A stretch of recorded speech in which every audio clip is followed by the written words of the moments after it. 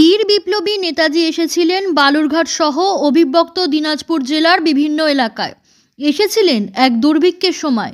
23শে জানুয়ারি নেতাজি সুভাষচন্দ্র বসুর জন্মদিন, ঠিক তারই আগে দক্ষিণ দিনাজপুর জেলার সদর শহর বালুরঘাটের মানুষেরা নেতাজিকে নিয়ে স্মৃতি রোমন্থন করলেন।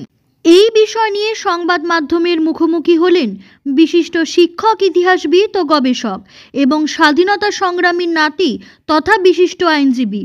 ভারতের স্বাধীনতা সংগ্রামের ক্ষেত্রে একটি বিরাট অংশ জুড়ে নেতাজি সুভাষচন্দ্র বসুর নাম জড়িয়ে আছে। 1922 সালে সেপ্টেম্বর মাসের শেষে তৎকালীন উত্তরবঙ্গের 4টি জেলায় বিধ্বংসী বন্যা হয়। আত্রেই নদী বিধৌত এলাকা জুড়ে বন্যায় চরম ক্ষতিগ্রস্ত হয়। 15 লক্ষেরও বেশি মানুষ এই বিধ্বংসী বন্যায় ক্ষতিগ্রস্ত হয়েছিল। ক্ষতিগ্রস্তদের একটি বিরাট অংশই ছিল মুসলমান। তৎকালীন অবিভক্ত দিনাজপুর জেলার বালুরঘাট মহকুমার পাশাপাশি রাজশাহী জেলার নাটোর ও নওগাঁ মহকুমা বিশেষভাবে ক্ষতিগ্রস্ত হয়েছিল। সেই সময় বালুরঘাট মহকুমার ধামইরহাট ও পত্নীতলা অঞ্চলে ভয়াবহ দুর্ভিক্ষ হয়।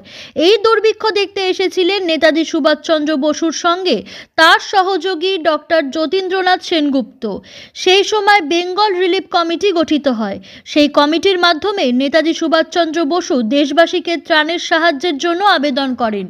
প্রায় 4 লক্ষ টাকা ত্রাণ হিসেবে উঠেছিল। 1928 সালের 26শে মে নেতাজি নর্থ বেঙ্গল এক্সপ্রেস ট্রেনে করে হিলিতে এসেছিলেন। হিলি স্টেশনে নেতাজিকে নাগরিক সংবর্ধনা দেওয়া হয়। এই হিলি স্টেশন বর্তমানে বাংলাদেশের মধ্যেই পড়েছে। হিলির তৎকালীন জমিদার কুমুদনাথ রায়ের সঙ্গে নেতাজির ঘনিষ্ঠ যোগসূত্রের কথা বিভিন্ন নথি থেকে জানা যায়। হিলির সারদা ভবন পাঠাগার পরিদর্শন করে ভিডিটর বুকে সুভাষচন্দ্র বসু মন্তব্য লেখেন। কংগ্রেস নেতা প্রতাপচন্দ্র মজুমদার তার সঙ্গী ছিলেন। তাছাড়াও কংগ্রেস নেতা নিশীথ কুণ্ডুর সাথেও সুভাষচন্দ্র বসুর ঘনিষ্ঠ যোগাযোগ ছিল। সুভাষচন্দ্র বসুর প্রতিষ্ঠিত বেঙ্গল ভলেন্টিয়ার্সের শাখা হিলির পাশাপাশি অবিভক্ত দিনাজপুরে ছিল। বালুরঘাটের বরেণ্য স্বাধীনতা সংগ্রামী সরোজরঞ্জন চট্টোপাধ্যায়ের বাড়িতে নেতাজি রাত কাটিয়েছেন।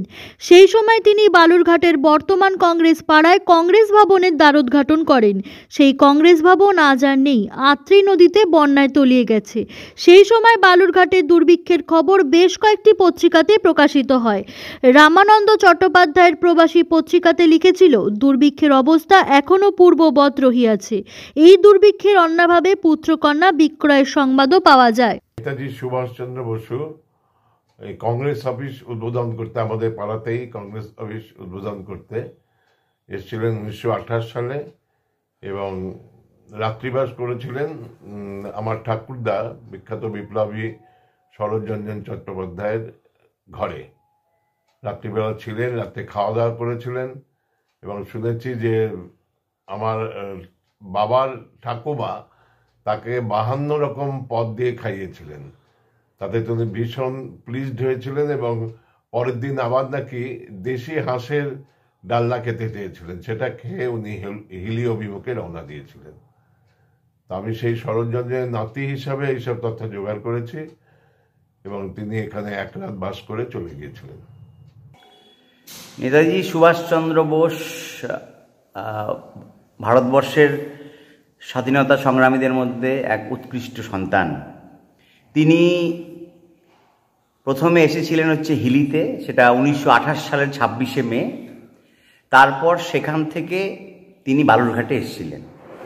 বালুরঘাটে তার বেশ কিছু স্মৃতি আছে এবং বিশেষত দিনাজপুর অঞ্চলে তার অনেক স্মৃতি জড়িয়ে আছে, এপার দিনাজপুর এবং ওপার দিনাজপুর। তিনি বালুরঘাটে এসে চ্যাটার্জি বাড়িতে 1 রাত তিনি ছিলেন এবং সেখানে কিছু আলাপ আলোচনা হয় এবং তারপরে তিনি পরবর্তী সময়ে এখানকার নেতা নেত্রীদের সাথে বসে তিনি আলাপ আলোচনা করেন এবং তিনি পরবর্তীকালে ফিরে যান। কিন্তু মূল বিষয় হলো যে তার যে মূল আগমন, সেই আগমনটা হিলি কেন্দ্রিক।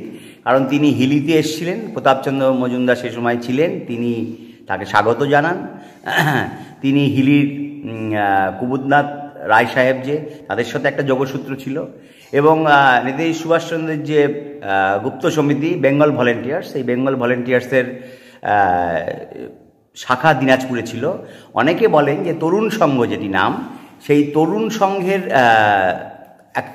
প্রকৃতপক্ষে